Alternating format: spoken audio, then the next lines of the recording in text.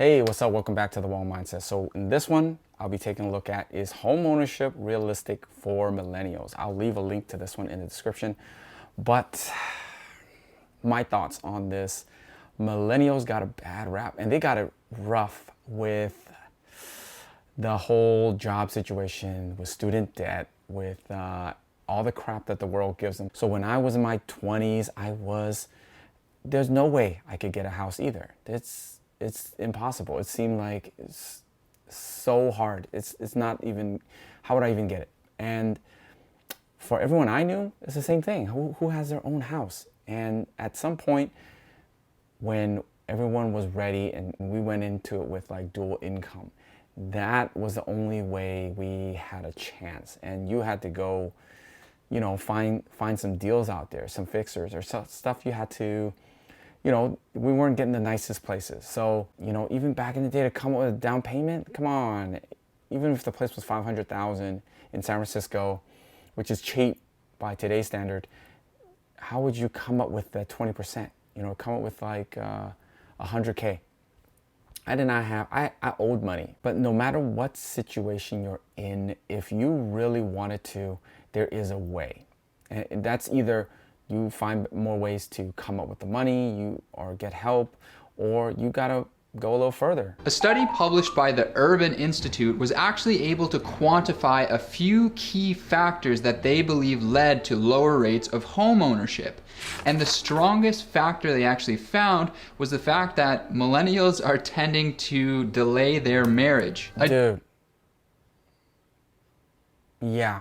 If millennials are delaying marriage or getting together or that whole deal, that's hard. I had to go in with dual income with my wife now. But back then, we had to come with two incomes, go into this deal just to squeak by and get into something. So if they're not in that relationship or have that whole financial situation built out, two incomes, yeah, it's not happening, not these days. And especially if they're coming in both with debt. If they both have a lot of student loan debt, then I don't even know when that's ever going to happen. Student debt accounts for about $1.5 trillion, which puts it at an all-time high, and even makes it the second most expensive consumer debt.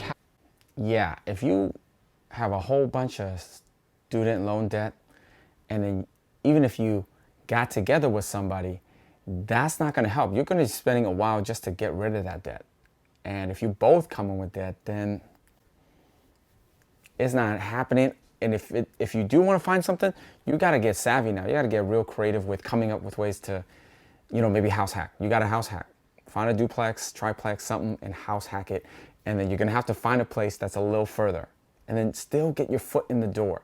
I know everybody wants it to be perfect, by the water, has everything, it's perfect, it's beautiful. You'll get there.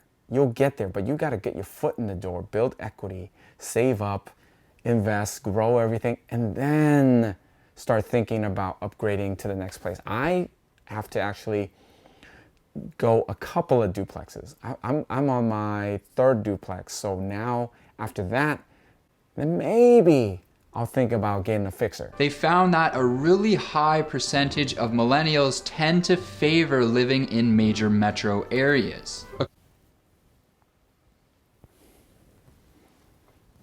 Who doesn't want to live in the big city or the best, most poppin' places, the nicest areas? Who doesn't want to? You got to make sacrifices. If you got a whole bunch of debt and not a lot of money, you have to make some sacrifices. But it's still possible though. If you just went a little further, got your foot in the door again, and then move back to the city or move back to the areas that you really want to. But if you just, I can't live in the city, I'm not getting anything, or just like you just give up and just let time fly by, then you'll never catch up to it. Because real estate over time, historically, because of supply and demand, there's only going to be that much land in these big cities, and then it's just going to get tougher. If you're not getting your foot in the door when you're able in your prime, like income earning years, then after that, you have no chance. When interest rates on a mortgage go up, the price of homes will come down because people can afford less home. A higher interest rate means a more expensive mortgage. When interest rates go down, however, the price of homes will go up because people can afford more home for the same amount of mortgage. With super duper low interest rates, that's not helping.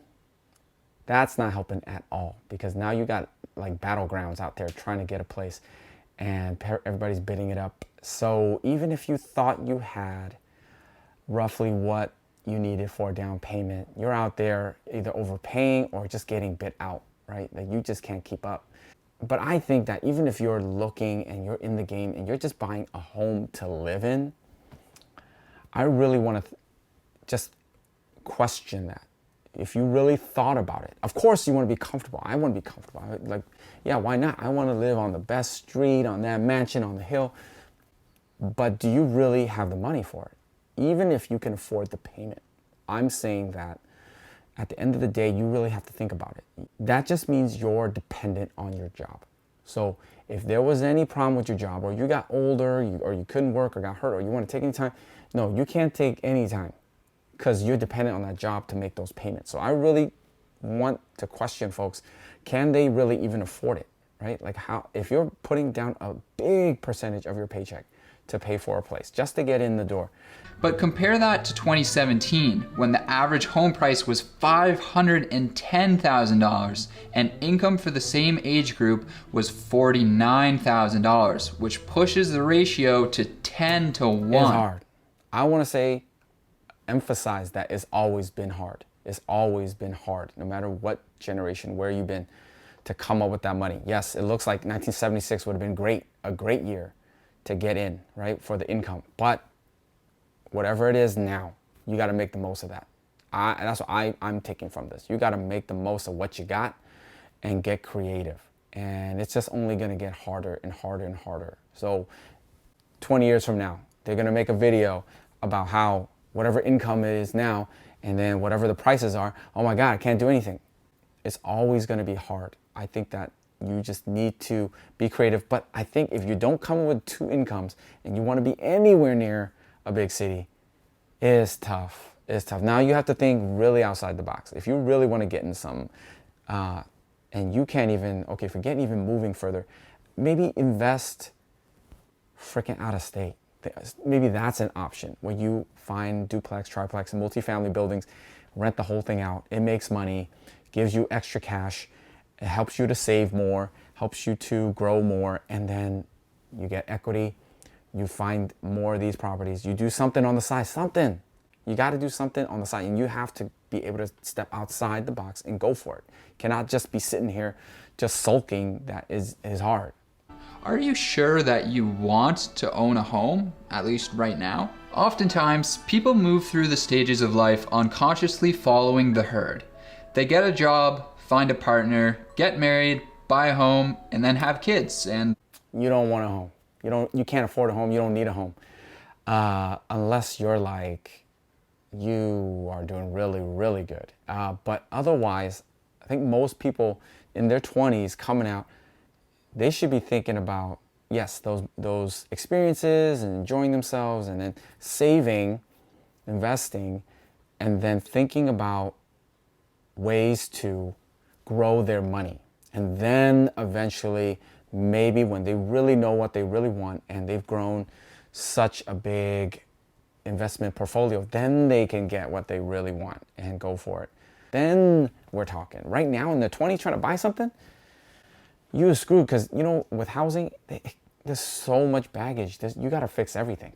If the roof went out, or if any of the systems, kitchen, something happened, plumbing, everything can happen to you, and it will. It always happens. And so if you're a homeowner right now and you think, oh, I'm living the life, look, and you show your friends, look, I'm so good.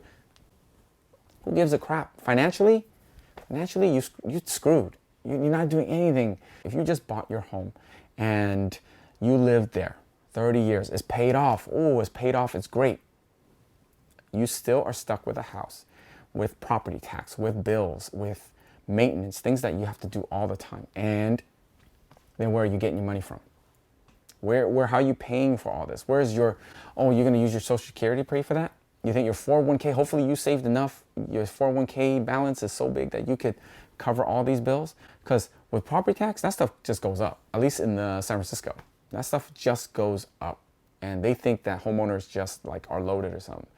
You would be screwed if that was your path. I'm just saying that most people don't realize that, you know, then you're really going to be scrimping all the time, not being able to just really freely do whatever you want. And instead, if you invested early on and then got into the home, you might have other streams of income that can pay for everything. Well, you don't have to even think about it. A lot of people see home ownership as a really good financial decision because you're building home equity with your mortgage payments, and they see something like renting as just throwing money away. But that's actually not entirely true.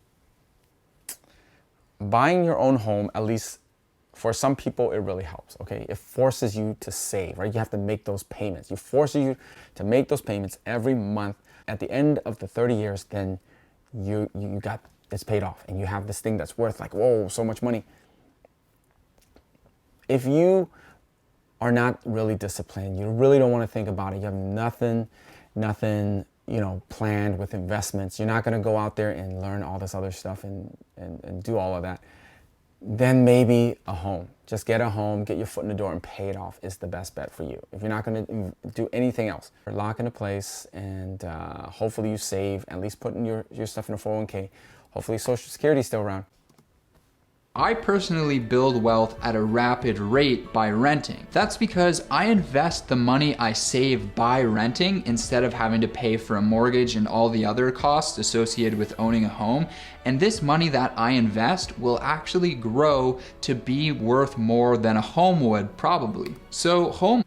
I do want to say though, if you took that money and threw it into investments, then let's say investment property, and then grab some equity out of that or a line or something, and then keep investing in the stock market. Best of both worlds. You could do that and continue renting. And I think then you really supercharge your gains. All right, so overall, I think everyone had it tough when they were growing up. It's always been tough to buy a house, to come up with a down payment. It's always been tough, but right now, yes, it's probably the toughest for millennials, and even the next generation probably has it even worse, right? Their student debt is even higher, and they're delaying even more stuff, and it really, really depends on your situation and what your goals are, right? And what you're willing to look into. If you're not going to invest, you're not going to grow your money any other way, you're just going to spend it, yeah, then just get your foot in the door, get a home, and just... But if you're willing to invest and you're into that whole side of things, and you're savvy, and you might even go into real estate investments and then stock investments, maybe even do a business, then I would say get into that, right? And forget getting your own home that's just comfortable, something that everybody's got.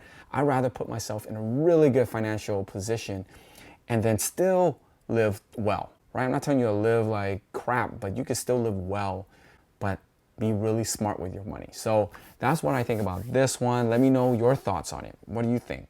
I think actually it's been tough for everybody. Let me know if you agree. So thanks for watching, and I'll catch you in the next one.